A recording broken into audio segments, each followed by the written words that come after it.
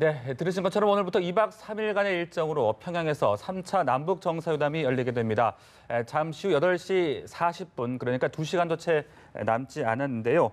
문 대통령이 수행원들과 성남공항에서 평양으로 출발을 할 예정인데요. 네, 11년 만에 평양에서 개최되는 남북 정상회담 전망과 또 풀어야 할 과제는 무엇인지 진희관 인제대 통일학부 교수 또 문관현 연합뉴스 기자와 함께 짚어보도록 하겠습니다. 어서 오십시오. 네, 안녕하십니까? 안녕하십니까? 네, 역사적인 평양 남북 정상회담 날이 밝았습니다.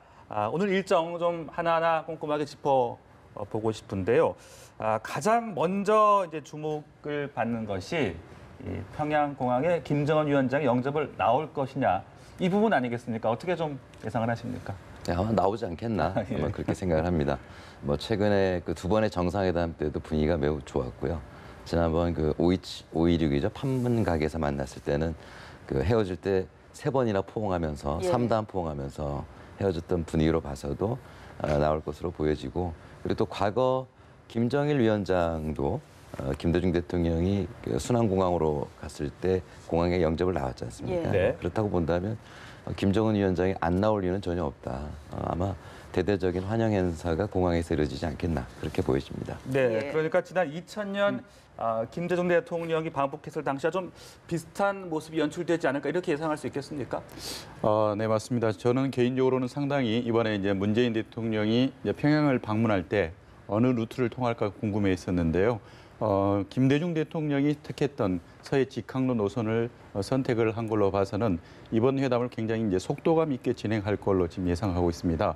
하지만 그 지금 김정은 국무위원장이 직접 순환공항에 나올지 말지가 지금 굉장히 관심사인데요. 네네. 제 생각으로는 그 교수님 말씀대로 일단 순환공항에 나올 가능성이 높다 이렇게 보고요. 가능하다면 이제 노무현 대통령은 당시에 이제 육로를 통해서 군사분 계선을 걸어서 차량으로 평양까지 이동을 하고요. 당시에 김정일 국방위원장과 함께 평양 시내를 인민문화궁전에서 4.25 문화회관까지, 그러니까 남북을 관통하는 도로를 직접 카 퍼레이드를 했었습니다. 예. 그래서 네. 제 생각으로는 이런 그 김대중 대통령, 노무현 대통령 과거에 앞서 2차례 있었던 두 정상들이 평양에 접근하던 그런 방식을 종합해서 결국은 순환공항에 김정은 국무위원장이 또 나오고 네. 또 직접 또 전격적으로 두 사람이 카퍼레이드를 통해서 평양 시민들과 함께 인사를 나누지 않을까 이렇게 예상하고 있습니다. 네, 환영 행사는 또 어느 정도 규모로 예상해 볼 수 있겠습니까? 현재로서는 일단 순환공항 자체는 굉장히 공간 자체가 넓지는 않기 때문에 네. 김정은 국무위원장이 오는지 마는지 여부가 가장 중요하고요.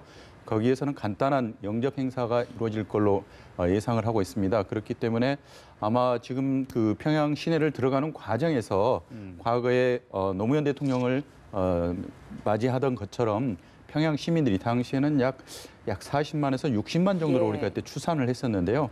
길거리에 나와서 이렇게 환영을 하면서 환호하고 그런 모습을 했었는데, 어느 지점이 될지는 모르겠지만 인민문화궁전이 될지 아니면은 또 평양 시내의 가장 또 상징적인 그런 공간을 통해서 또 환영식을 할 가능성도 높지 않을까 이렇게 보고 있는데요. 네. 구체적인 그 환영 행사는 워낙 이제 북한 측에서 준비했기 때문에 어떤 식으로 할지는 현재 좀 지켜봐야 될 것 꿈을 같습니다. 좀 열어봐야 될 것 같군요. 예. 네. 예, 일단 좀 환영식의 규모만 봐도 좀 전체적인 의전 분위기라든지 이번 정상회담의 분위기 전체를 좀 짚어볼 수가 있을 텐데요. 특히나 좀 이번 정상회담 같은 경우는 그 생중계가 되면서 전 세계적으로 다 같이 시청을 할 수 있다는 게 또 가장 큰 특징 아니겠습니까? 그렇습니다. 그 북한에서 열리는 행사가 그렇게 생중계된다는 게 그렇게 간단한 일이 아닌데요. 예.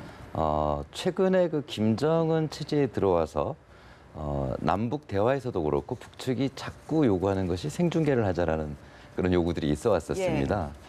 그래서 오히려 우리 측이 좀 당황하는 그런 측면도 없지 않았을 것 같은데요.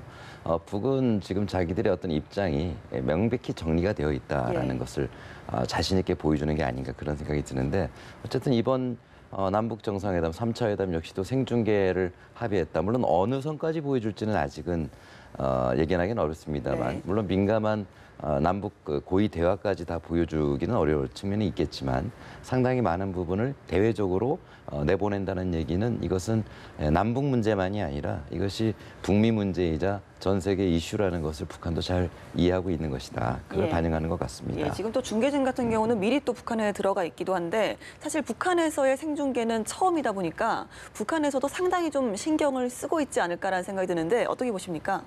네, 제가 과거에 이제 평양을 방문했을 때는 그 고려 호텔에 인터넷 시설을 마련을 해서 현장에서 기사를 전송할 수 있도록 이런 배려를 했었는데요. 네. 이를 준비하던 그 북한 당국자들의 그 표정이나 이런 게 보면은 자신들도 이런 그 최첨단 기술을 확보하고 어느 나라처럼 이제 정상적인 이런 국가로 운영이 되고 있다는 점을 이렇게 보여주는 차원에서 굉장히 자부심을 느끼는 그런 장면을 봤습니다. 예. 이번 같은 경우에도 역시 세계적인 이벤트를 평양 시내에서 개최를 하는데도 불구하고 생중계를 할 수 없다 하면은 굉장히 많은 사람들이 좀 궁금해할 가능성이 예. 높은데요. 처음으로 이번에 제3차 남북 정상회담을 전 세계에 이제 보낼 수 있다는 것은 제가 볼 때는 이제 북한 주민 스스로도 굉장히 자부심을 가질 내용이고요. 이번 이 중요한 행사를 전 세계와 함께 인류와 함께 또 공동으로 또 시청한다는 것도 굉장히 중요한 이벤트가 되지 않을까 이렇게 보고 있습니다. 네, 자 오늘 이제 평양에 도착을 한 뒤에 오찬을 갖고 바로 오후에 김정은 위원장과 정상회담을 갖게 됩니다. 지난 2000년과 2007년 회담 당시에는 그 다음 날 정상회담을 가졌던 걸로 기억을 하고 있는데 좀 달라진 부분 이렇게 볼 수 있는 겁니까?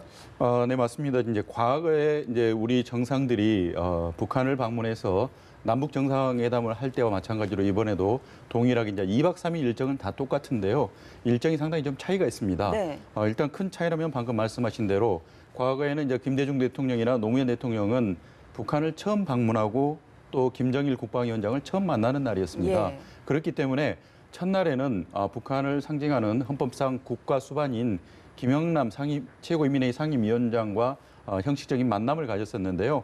공식적인 그 행사는 그 다음 날, 두 번째 날에 있었는데 이번 같은 경우에는 문재인 대통령은 벌써 정상회담을 두 차례나 판문점에서 김정은 국무위원장과 함께 했습니다. 그렇기 때문에 초면도 아니고요. 네. 많은 대화를 그동안에 실제로 진전을 시켰고 가장 중요한 그 북미 정상회담이 교착 상태에 빠졌을 때 5월 27일 날이었죠. 전격적으로 판문점에서 만나가지고 거기에서 여러 가지 또 속내를 털어놓고 얘기를 했었기 때문에 네. 이번 같은 경우에는 그 김영남 최고인민회의 상임위원장을 만나는 과정은 생략해도 충분히 본인들이 흉금을 터놓고 나눈 전례가 있기 때문에 첫날 바로 정상회담으로 들어간다 이렇게 볼 수가 있겠습니다.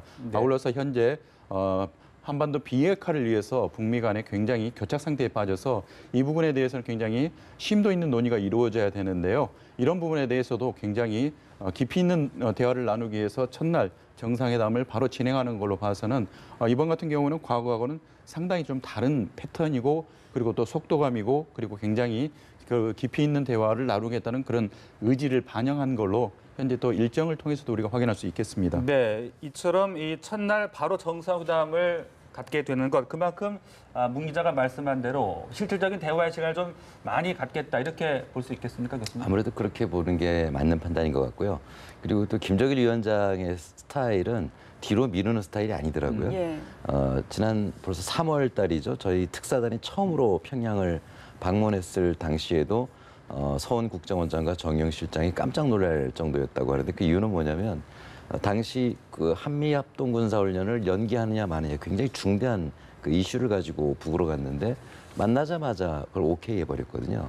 미루지 않고 바로 남측의 고민을 잘 알고 있습니다. 이런 이야기 패턴으로 나오는 게 이제 김정은 위원장의 이제 스타일이라고 본다면은 이번 그 남북 정상회담에서도 아마 그런 걸 보여주는 게 아닌가.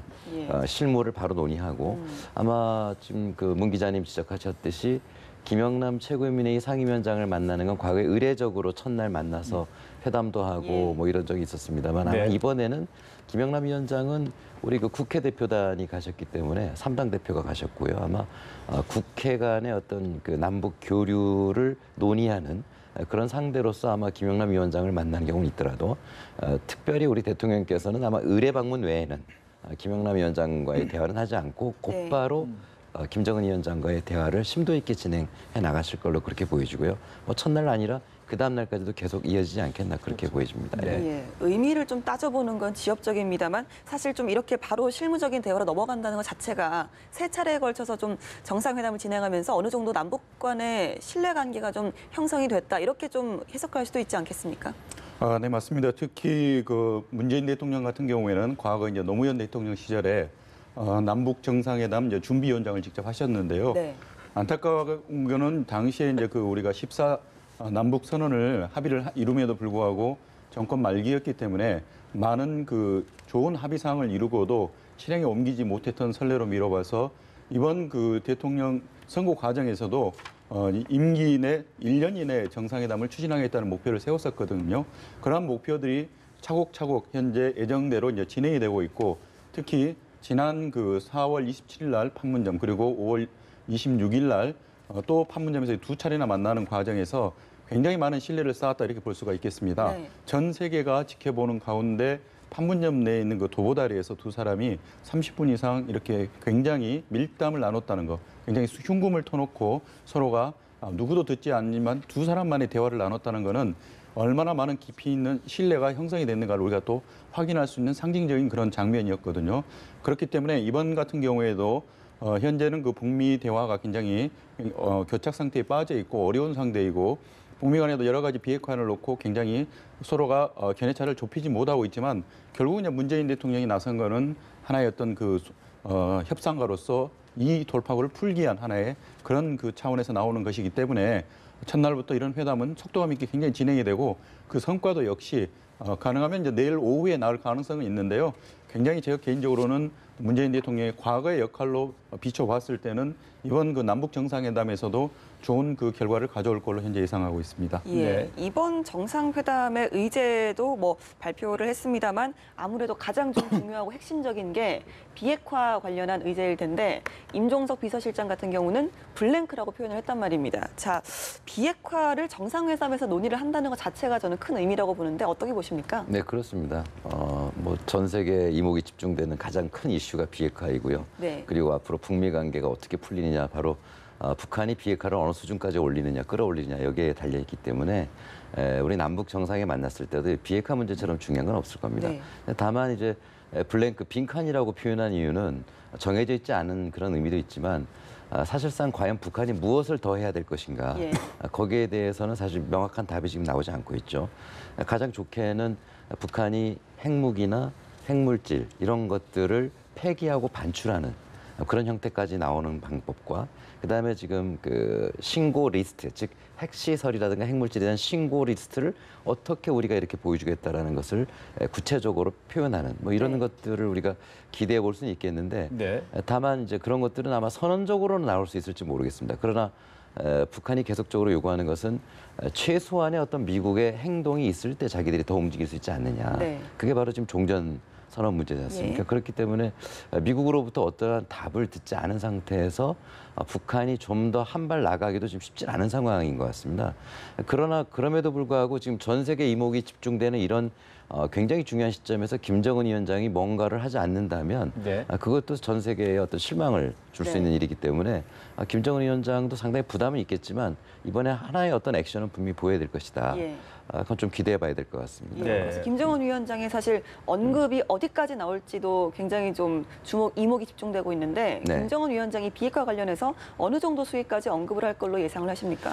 우선은 가장 중요한 것은 미국과의 관계 개선에 지금 포인트가 있다고 본다면 미국이 가장 불편해하는 부분은 역시 미국 그 핵무기를 갖고 있느냐 없느냐보다도 중요한 것이 그것을 운반해서 미국까지 보낼 수 있는 대륙간 탄도 미사일 이것에 대한 해체가 미국으로서는 또 가장 또 그 중요한 문제일 네. 수 있다면 그것을 포함해서 어쨌든 미국을 공격할 수 있는 핵무기의 해체라든가 이동이라든가 뭐 이런 것들을 얘기할 수 있다면 그것은 상당한 큰 반향을 일으킬 수 있지 않겠나 그렇게 네, 보입니다. 바로 이 비핵화 부분 이번 회담이 상당히 좀 무거울 수밖에 없는 또 이유 중에 하나가 될 것 같은데 문재인 대통령은 허심탄회하게 대화하겠다, 접점을 찾아보겠다라고 이야기를 지금 하고 있습니다. 어떤 중재안을 제시할 수 있을까요?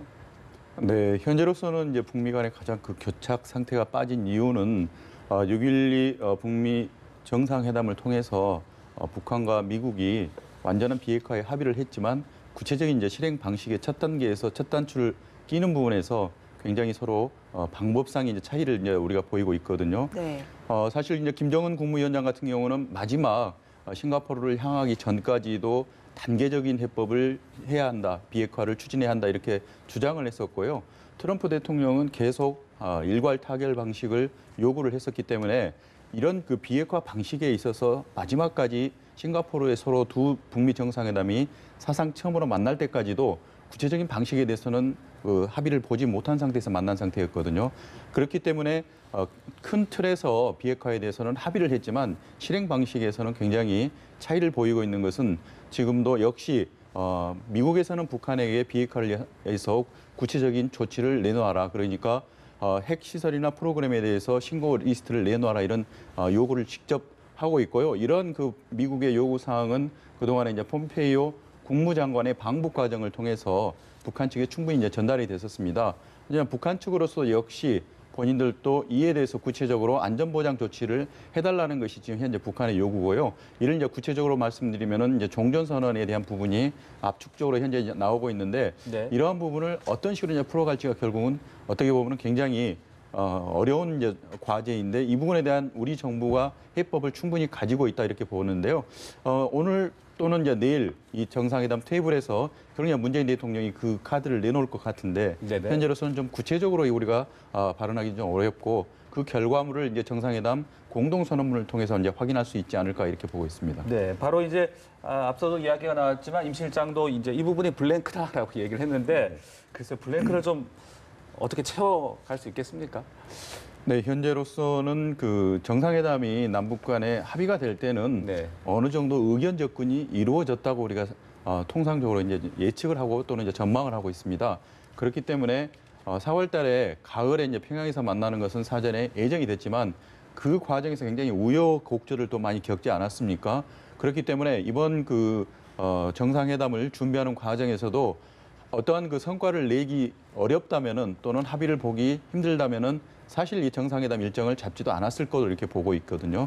그렇기 때문에 일단 문재인 대통령이 미국에서도 많은 기대를 지금 걸고 있는 것은 협상가, 특히 이제 수석 협상가라는 이런 그 굉장히 그 명칭까지 이제 부여를 하면서 협상의 기술을 발휘해 줄 것을 현재 기대를 하고 있거든요. 네. 협상의 기술 하면은 누가 뭐래도 이제 트럼프 대통령의 트레이드 마크였었는데요. 그러한 역할이 현재 우리 문재인 대통령한테 넘어왔고 이 어려운 점에 있어서는 트럼프 대통령도 풀지 못하고 있고 또 김정은 국무위원장도 해법을 찾지 못하고 있는 부분에 대해서 이제는 협상가보다 더 높은 이제 수석 협상가로서 좋은 해법은 충분히 찾아낼 걸로 현재 예상하고 있습니다. 예, 역시 좀 비핵화 문제에 있어서 북한이 좀 더 구체적으로 국제사회에 뭐 예를 들면 핵실험, 핵시설, 또 뭐 핵물질 생산시설 이런 시설들에 대한 리스트를 좀 제출을 한다는 건데 글쎄요, 핵신고까지 얘기를 해볼 수 있겠습니까?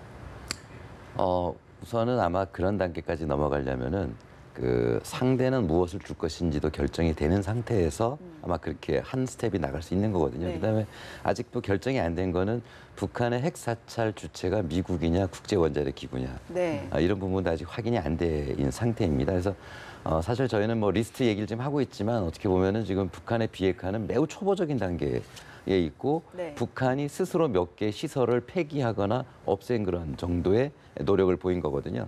그래서 앞으로 이런 것들이 리스트가 만들어지고 그다음에 앞으로 사찰까지 이어지려면 그런 주체, 그다음에 방식, 그다음에 리스트는 어디까지 할 것인가까지 이런 걸 다 협상을 해서 합의를 해야 되는 부분이 있기 때문에 좀 시간을 두고 좀 얘기할 필요가 있고요. 다만 이제 네. 조금 더 아까 우리 문 기자님 말씀에 좀 첨언을 하면 지난 9월 초에 저희 그 특사단이 방북했을 때 그때 그 정영 실장과 서훈 국정원장을 비롯한 저희 특사단과 그 김정은 위원장이 만나는 장면을 보면은 굉장히 표정이 밝았지 않습니까? 예.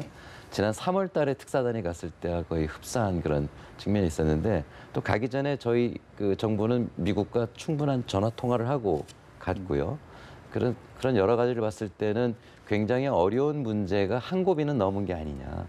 그렇게 본다면 좀 이번 정상회담을 어느 정도 긍정적으로 예측할 수 있고요. 또 한 가지 또 그 흥미로운 배경이 구구절에 북한이 군사 열병식을 하면서 미사일을 2개밖에 안 보여줬거든요.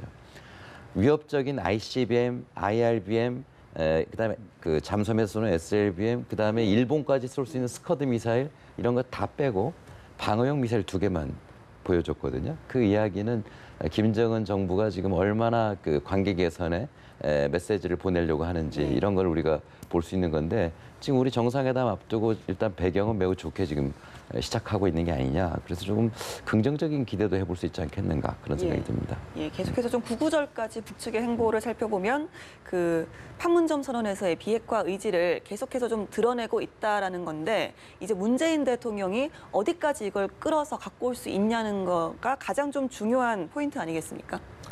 네, 맞습니다. 지금 현재로서는 그 김정은 국무위원장이 우리 정의용 특사단장이나 이런 방북단에게 보였던 것도 자신의 그 비핵화 의지를 알아주지 못해서 좀 답답하다 이런 표현까지 했었는데요. 네. 현재로서는 그 김정은 국무위원장은 비핵화의 어떤 초기 단계이지만 상징적으로 여러 가지 조치를 취해왔습니다. 이런 부분에 대해서 본인들이 취해온 조치에 비해서는 미국이 보여준 것이 좀 부진하다, 좀 미진하다 이런 그 표현들을 했었는데요.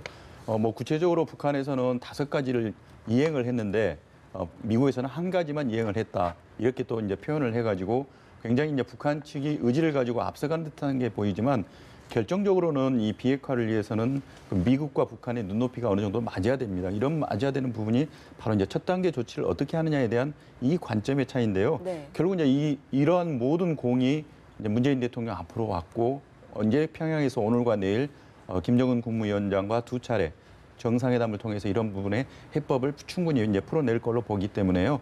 현재로서는 그 문재인 대통령이 이러한 북미 간의 서로 교착 상태에 빠지면서 아직도 풀지 못하는 서로 간의 견해차를 충분히 트럼프 대통령과 대화를 통해서 그동안에 많은 의견을 나눴을 걸로 보이고요. 트럼프 대통령도 문재인 대통령과 통화 과정에서도 그러한 어떤 결과를 가져올지 좀 기대가 된다.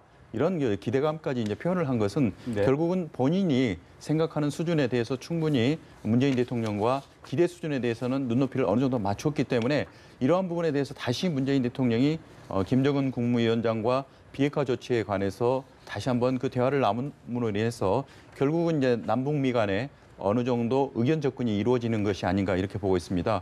그래서 내일 만약에 정상회담이 끝나고 성공적으로 끝나고 빈칸으로 올라간 그 정상회담 공동 보도문에 결국은 굉장히 많은 획기적인 조치가 담겨 있지 않을까 이렇게 보고 있습니다. 네, 그리고 이번 회담에는 외교장관으로서는 처음으로 또 강경화 외교부 장관이 공식 수행원에 포함이 되어 있습니다. 네. 이 부분도 좀 연관돼서 볼 수 있지 않을까요? 네, 맞습니다. 지금 과거에 2000년 그리고 2007년에 2차례 우리 대통령이 북한을 방문하면서 주요 외교안보 장관을 대부분 동행하고 올라갔었습니다. 네. 심지어는 이제 국방부 장까지도 올라가는데 유일하게 이제 외교부 장관만이 북한을 방문하지 않은 상황이 벌어졌었는데요. 네. 이 부분에 대해서 많은 분들이 지금 궁금해합니다. 이것은 결국 이제 92년도에 우리가 남북 기본 합의서를 채택을 할 때 남북 관계를 규정을 했습니다. 남북 관계는 그 나라와 나라 관계가 아니고 통일을 지향하는 관계에 있어서 하나의 특수 과정이다. 이렇게 얘기를 했기 때문에 현재로서는 국가 내 국가 관계라고 남북 간에 서로 이제 규정을 하지 않았는데 국가를 대표하는 외교부 장관이 방문을 한다는 것은 결국은 서로 간에서 의견적 또는 의전적으로 네. 또는 형식적으로 굉장히 충돌이 올 수가 있습니다. 네. 이런 이유 때문인지 어쨌든 과거에 김대중 대통령과 노무현 대통령은 외교부 장관을 데리고 평양을 가지 않았다는 것이 사실인데요. 이번 같은 경우에는 이제 문재인 대통령이 강경화 외교부 장관을 직접 함께 이제 올라가는 이런 모습을 볼 수가 있는데 이 부분에 대해서 많은 그 기대 또는 이제 전망이 나오고 있는데 일단 그 강경화 외교부 장관은 국제적으로 현재 비핵화 문제가 이제 국제적인 이슈이고 또 이번 달에 유엔에서 이제 총회가 열리고 이런 유엔 총회에서도 북한 문제가 굉장히 큰 이벤트로 또는 핵심 의제로 많이 다뤄질 가능성이 높습니다. 예. 그렇기 때문에 북한의 이제 비핵화에 대해서는 주무 장관은 또 강경화 외교부 장관이거든요. 네네. 그렇기 때문에 실제로 강경화 외교부 장관이 이제 북한으로 올라가서 리용호 외무상을 만나서 북한의 비핵화 문제와 함께 6월 달 유엔 총회에서 어떤 식으로 이런 한반도 핵무기 비핵화 문제 또는 평화정착 문제를 풀어갈지에 대해서 굉장히 큰 그림을 그리러 올라가는 것이다 이렇게 볼 수가 있겠습니다. 그렇기 때문에 이번 그 남북 간의 정상회담에 있어서는 그 문재인 대통령과 김정은 국무위원장 간의 만남과 또는 그 회담 자체도 굉장히 중요하지만 별도로 강경화 외교부 장관과 리용호 외무상이 만난다면 그 만남 자체도 굉장히 큰 의미를 가지고 예. 어떤 그 합의를 끌어낼지도 굉장히 이번 제3차 남북 정상회담의 성패를 좌우할 수 있는 하나의 가늠자가 또는 척도가 된다 이렇게 보고 있습니다. 예, 수행 잔재의 의미뿐만 아니라 또 역할도 할 것이라는 말씀이신데 사실 강경화 장관 같은 경우는 그 대미 관계에 있어서 카운터파트가 폼페이오 장관 아니겠습니까? 폼페이오 장관과 또 미국 측에서는 어떤 역할을 좀 기대할까요?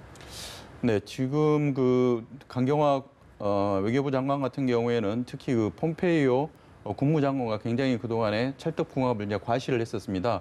역대로 뭐 한미 간에는 외교장관과 국무장관 간에는 큰 그 잡음이 없이 굉장히 현안에 대해서는 굉장히 깊이 있는 대화를 많이 나눴고 그런 부분에 대해서 굉장히 많은 의견 접근을 이루었었습니다. 그렇기 때문에 지금 그 폼페이오 국무장관 같은 경우에는 본인이 북한을 이제 세 차례 방북하고 네 번째 방북하려다 결국 이제 무산이 됐는데 이 부분이 바로 그 중요한 그 비핵화 첫 단계 조치에 대해서 북한과 어떤 합의를 못 이끌어냈기 때문에 결국은 방북을 하지 않는 걸로 이제 결론이 났는데요. 예. 이번 그 강경화 외교부 장관이 북한을 들어감으로써 이 부분에 대한 해법을 폼페이오 장관이 하려고 했던 역할을 결국은 해낼 수 있지 않을까 이런 기대를 하고 있습니다.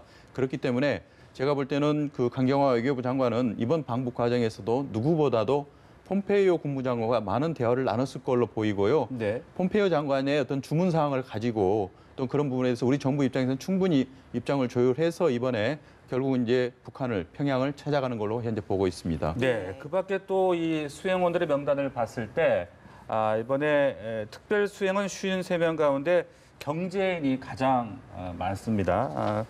아직 지금 대북 경제 제재가 있는 상황 속에서 이렇게 많은 기업인들이 가는 것이 적절한 것이냐 이 부분도 좀 논란이 나오고 있는데 네. 어떻게 교수님 보고 계십니까? 결론적으로 말씀드리면 왜 논란이 되는지 저는 잘 이해가 안 간다는 생각인데요. 왜냐하면 저희가 그 유엔 제재에 대해서 좀 오해하는 부분이 뭐냐면 경제 봉쇄를 하는 게 제재가 아니거든요. 근데 마치 봉쇄를 한 것처럼 오해를 많이 합니다. 유엔의 제재 결의안이라는 것은 리스트를 정해놓고 그 리스트를 못하게 하는 게 제재 아니고요. 그다음에 해법은 결국은 대화를 통해서 그다음에 경제 교류를 통해서 상호 존중을 통해서 하라고 유엔 결의안에 적어져 있습니다.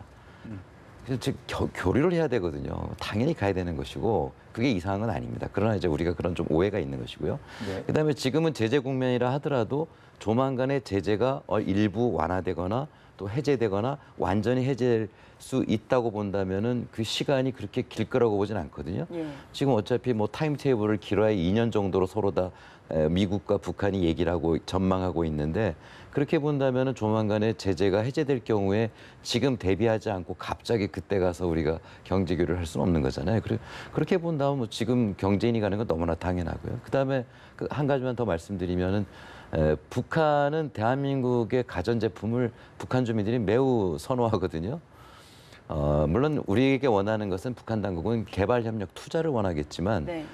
또 우리 기업인들은 우리의 물건을 팔 수 있는 구매력 있는 북한이라는 시장은 예. 굉장히 매력적이라는 걸 벌써 오래전부터 전경련을 통해서 밝혀왔던 그런 바입니다. 그런 점에서 보면 이거는 어느 쪽의 요구만이 아니라 우리가 뭐 북한에게 무슨 시혜 차원에서 하는 것만이 아니라 우리 기업인들도 상당히 어떤 기대하는 바가 있을 거로 그렇게 보여지고요. 그렇기 때문에 이번 기업인들의 방북은 상당히 그 순리에 따른 것이다라고 얘기할 정도로 네. 저는 이해할 필요가 있다 그렇게 생각이 듭니다. 네, 예. 문 기자도 이번 특별 수행원 가운데 좀 눈에 띄는 사람이 있다면 정리를 좀 해주실까요? 저는 개인적으로 볼 때는 이번에 이제 정치인, 경제인들도 많이 포함됐지만 문화예술인들이 많이 올라가는 부분에서 관심을 가지고 있습니다. 그동안에 남북 관계가 굉장히 어려운 점이 있었지만 그 문화예술인들의 역할이 되게 중요했고요. 예. 사실상 남북 관계가 이런 돌파구를 마련하는 것도 평창 동계올림픽을 통해서 남북 간의 얼어붙은 관계가 많이 풀려나가기 시작했고 이러한 노력들이 결국은 그 동계올림픽이라는 세계 문화 인류의 축제를 통해서 이런 분위기를 타고 우리가 결국은 한반도에도 이런 봄을 찾아오는 그리고 가을까지 오는 이런 그 긴 여정을 이제 우리가 만들어 왔는데 작곡가인 뭐 김영석 씨 네. 같은 경우에는 이번에 또 그 직접 본인이 아리랑을 또 피아노로 연주를 한다 이렇게 하는데요. 남한에서 유명한 작곡가가 평양에서 김정은 국무위원장과 또 문재인 대통령 앞에서 아리랑을 또 연주하는 것도 굉장히 큰 의미가 있다 이렇게 보고요. 이런 예술인들의 어떤 역할이 결국은 이 정치적인 부분에서 많은 부분에서 서로 간에 이제 긴장 관계를 좀 푸는데도 굉장히 큰 역할을 할 걸로 보이고 만약에 이제 우리가 확인을 할 수는 없지만 이런 정상회담이라는 공식적인 행사도 있지만 북한 주민들에게도 어느 정도 한류가 지금 전파가 되고 또는 북한 주민들이 향유하는지는 모르겠지만 그 북한에서 공연들이 남북 간의 이런 행사가 북한의 어떤 공식 매체를 통해서도 향후 이제 보도될 가능성도 충분히 있고 현장에서 직접 관람하는 평양 시민들도 있을 걸로 보이는데요. 굉장히 이런 문화적인 이런 행사들이 상징적으로 남북 관계의 발전에 사회문화적 통합에 어느 정도 기여하지 않을까 이렇게 또 기대하고 있습니다. 경제협력 방안, 또 말씀하신 문화예술체육계 교류 방안 어떤 것들이 나올지 참 기대가 되고 있는데 그런가 하면 이 손편지로 또 화제가 됐었던 김규현 학생은 명단에 당초 있었는데 어제 저녁이었습니다. 좀 빠지게 돼서 좀 안타까운 사연이 전해지기도 했었죠. 네, 맞습니다. 많은 사람들이 이제 그 이산가족 행사에서 할아버지를 보고 싶다는 우리 중학생 이번에 사실 남북 정상회담 이런 그 정부 공식 행사에 어린 중학생이 동행한다, 참석한다는 것은 전례 없는 사안이었는데요. 예. 어떤 그 인도주의적인 차원에서 굉장히 큰 의미를 이제 우리가 부여를 하고 많은 사람들이 우리 어린 그 학생의 눈에 비친 북한의 모습이나 또는 이제 북한 주민들의 표정이나 대화나 이런 부분에 대해서도 개인적으로는 굉장히 큰 기대를 하고 저도 이 중학생이 보는 그 북한의 모습은 어떤 것일지 네네. 굉장히 나중에 이제 회담이 끝난 뒤에라도 개인적으로라도 인터뷰도 해보고 싶었던 사안인데요. 예. 일단 북한 측에서 안 된다고 이제 통보가 왔고 그 이상 우리 정부로서도 북한 측의 그런 통보를 받은 이상 좀 강요할 수 있는 사항은 아닙니다. 네. 그렇기 때문에 이제 구체적인 이유는 향후에 이제 밝혀질 걸로 보이지만 예. 현재로서는 이런 그 어린 학생이 이런 정부의 공식적인 남북 정상회담이라는 거대한 이런 담론의 틀에 참여를 해서 어느 정도 역사적으로 굉장히 중요한 그런 또 의미도 가질 걸로 보았는데 다음에 또 이런 기회가 또 오기를 기대하면서 좀 아쉬움은 접어야 될 것 같습니다. 네, 두 분 말씀 여기까지 듣도록 하겠습니다. 진희관 인제대 통일학부 교수 또 문관현 연합뉴스 기자와 함께했습니다. 고맙습니다. 고맙습니다. 고맙습니다.